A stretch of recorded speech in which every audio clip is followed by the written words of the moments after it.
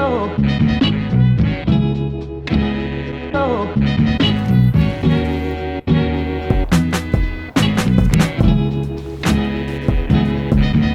What's up YouTube? Joshua Black here, the Urban Black Vegan, back again with a brand new episode number.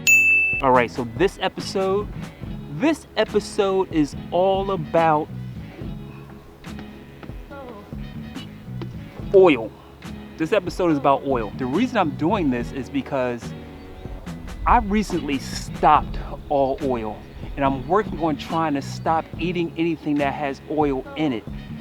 And much to my surprise, it's very hard to do because there's almost oil in almost every freaking thing. Not so hard to just stop buying oil, not so hard to stop using the oil spray, which is actually still oil. But it's really hard to stop consuming oil through other products because it's in almost freaking everything. And as I did some research about oil to understand better the effects on the body, I decided not to eat it.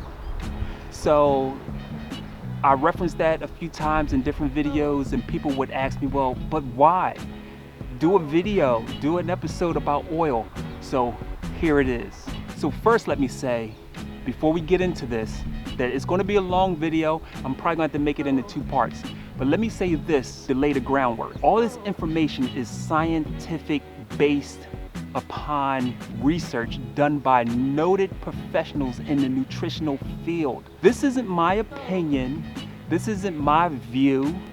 This is the facts, kind of like put together, delivered in a way that is easily understandable, and you can kind of get it within like a few minutes, hopefully.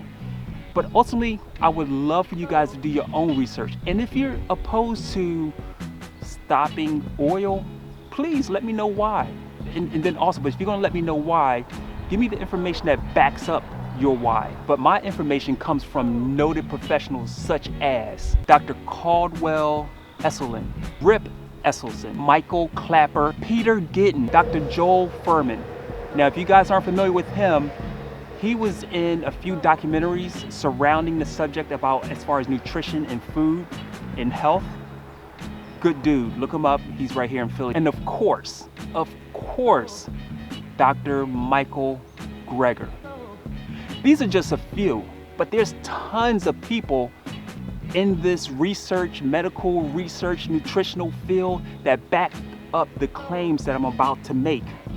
And they back them up with scientific nutritional studies. That's the way I like to eat. At least I try my best. It's not easy. This is not easy. So let's start with a few facts. Fact number 1, oil has no fiber. Zilch, none. There's no minerals in oil. Fact number 2. Fact number 3, 100% fat calories. See, this stuff contains saturated fat, which injures the interior of the artery.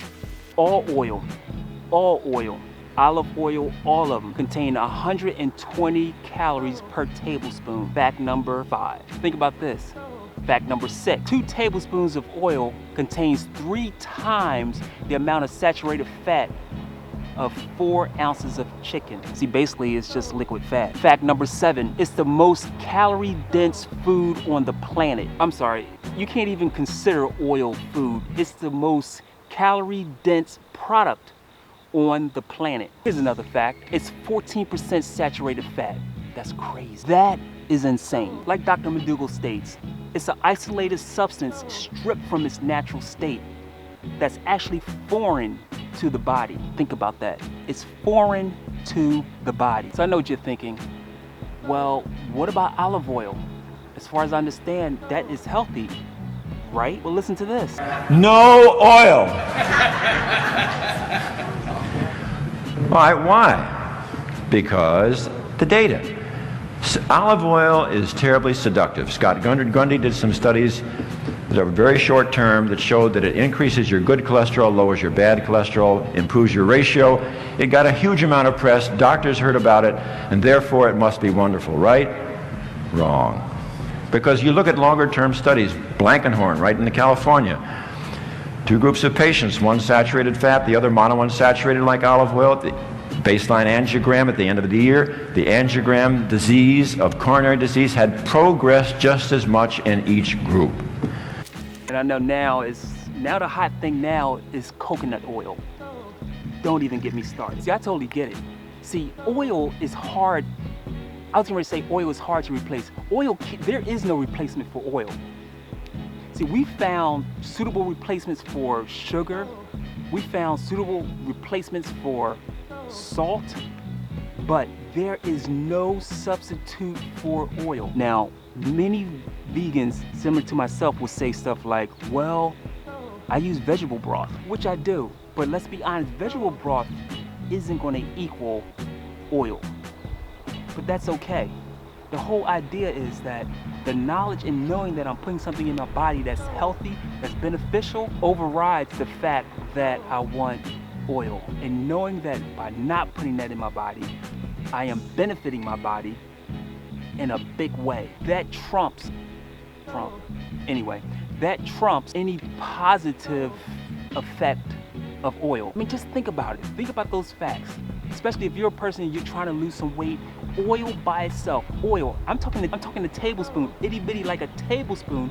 A tablespoon of oil is 120 calories, has 3 times the amount of saturated fat as 4 ounces of chicken. That's crazy. No, that's insane. We can do better. Being vegan isn't just all about just not eating animals, which is hugely important. But if we're part of this animal kingdom and we're looking to treat all animals in a humane, better way, like you wouldn't feed your cat or your dog or your fish or your animals like stuff that's going to be harmful for them, so why are we feeding ourselves stuff that we know is harmful?